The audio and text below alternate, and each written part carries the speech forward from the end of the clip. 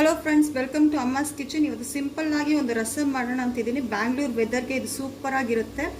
So ಇದು ರುಬ್ಕೊಳ್ಳೋದಕ್ಕೆ, ಇದು ಒಗ್ಗರಣೆಗೆ ರುಬ್ಬೋದಕ್ಕೆ ಒಂದು ಟೊಮೊಟೊ, ಒಂದು 3 ಒಣಮೆಣ್ಸಿನ್ಕಾಯಿ, 1 ಸ್ಪೂನ್ ಕಾಳುಮೆಣಸು, ಜೀರಿಗೆ, ಬೆಳ್ಳುಳ್ಳಿ, ಹಸಿರು ಮೆಣಸಿನ್ಕಾಯಿ 2, ಕೊತ್ತಂಬರಿ ಮತ್ತು ಹುಣಸೆಹಣ್ಣು ಇಷ್ಟನ್ನು ಗ್ರೈಂಡ್ ಮಾಡ್ಕೋಬೇಕು. ಇದು ಒಗ್ಗರಣೆಗೆ.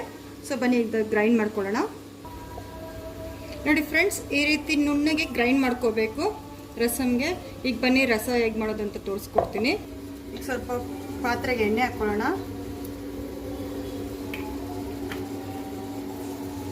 ಸೊ ಎಣ್ಣೆ ಕಾದಿದೆ, ಸ್ವಲ್ಪ ಸಾಸಿವೆ ಹಾಕ್ಕೊಳ್ಳೋಣ. ಇದು ತುಂಬ ಈಸಿ ಫ್ರೆಂಡ್ಸ್ ಮಾಡೋದು. ರಸಮ್ಮು ತುಂಬಾ ಬೇಗ ಮಾಡ್ಕೋಬೋದು. ಒಂದು 5-10 ನಿಮಿಷದಲ್ಲೆಲ್ಲ ನಿಮ್ಗೆ ರಸ ರೆಡಿ ಆಗಿಬಿಡುತ್ತೆ. ತುಂಬ ಹೊತ್ತೇನು ಮಾಡೋದೇನಿಲ್ಲ, ಆದರೆ ಟೇಸ್ಟ್ ಮಾತ್ರ ತುಂಬ ಚೆನ್ನಾಗಿರುತ್ತೆ. ಒಂದ್ಸರಿ ಮನೇಲಿ ಮಾಡಿ ನೋಡಿ. ಈ ಚಳಿಗೆ ಈ ರೀತಿ ರಸಮು ಸೈಡ್ ಡಿಶ್ಗೆ ಮೊನ್ನೆ ನಾನು ತೋರಿಸಿದಂಥ ಪೆಪ್ಪರ್ ಚಿಕನ್ ಮಾಡಿಕೊಂಡ್ರೆ ಸೂಪರ್ ಇರುತ್ತೆ ಕಾಂಬಿನೇಷನ್ನು. ಈಗ ಒಣಮೆಣ್ಸಿನ್ಕಾಯಿ ಹಾಕ್ತಾ ಇದ್ದೀನಿ.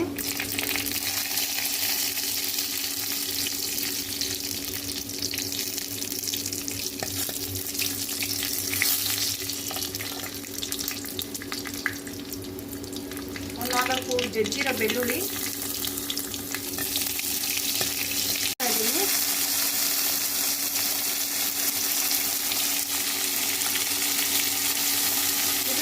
ಕರ್ಬೇವು ಸೊಪ್ಪು ಹಾಕಿದ್ದೀನಿ.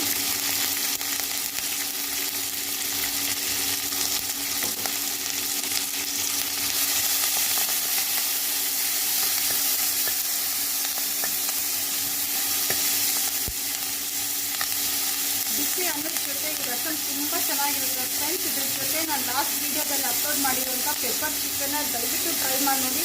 ಕಾಂಬಿನೇಷನ್ ತುಂಬ ಚೆನ್ನಾಗಿರುತ್ತೆ.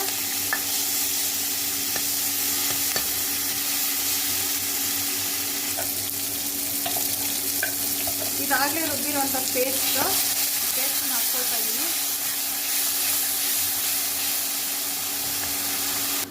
ಈಗ ಒಂದು ಚಿಟಿಕೆ ಅರಿಶಿನ ಹಾಕ್ತಾ ಇದ್ದೀನಿ. ಇದು ಹಿಂಗು,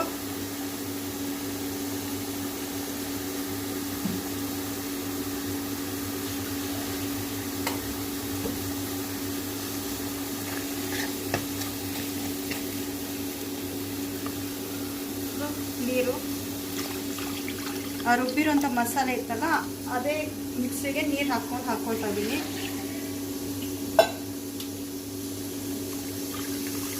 ಸೊ ಈಗ ಚೆನ್ನಾಗಿ ಮಿಕ್ಸ್ ಮಾಡ್ಕೊಳ್ಳಿ.